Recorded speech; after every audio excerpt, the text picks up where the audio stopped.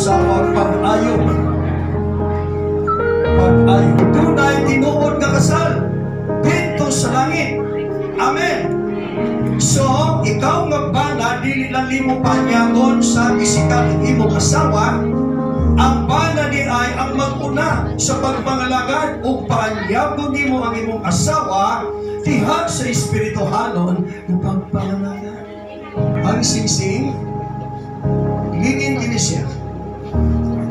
Nagpakita kini nga walay kalito. Dili siya square, dili siya rectangle, wala siya kanto.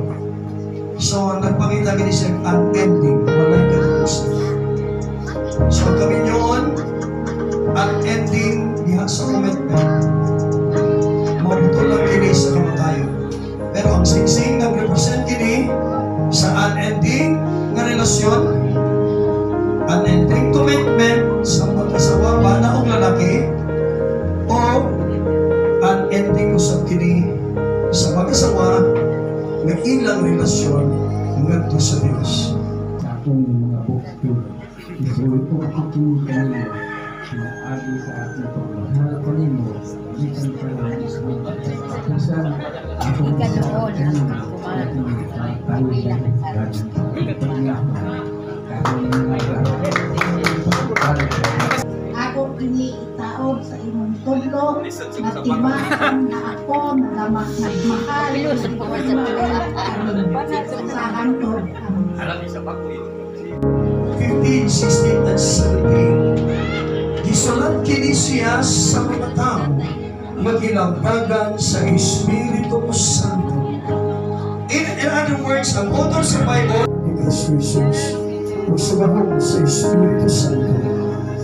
Ngayon kami, Lord, as a church, magsigong alaga, nagibutang piling ang iglesia, pastoral, minat po.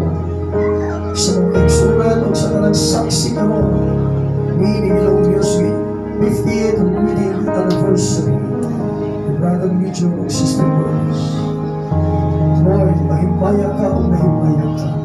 Pasidunggan ka o pasidunggan ka ngayon ka o Diyos. Meaning ang magtiayon. Kung sa tanang magtiayon, makita at matayagin ng Diyos.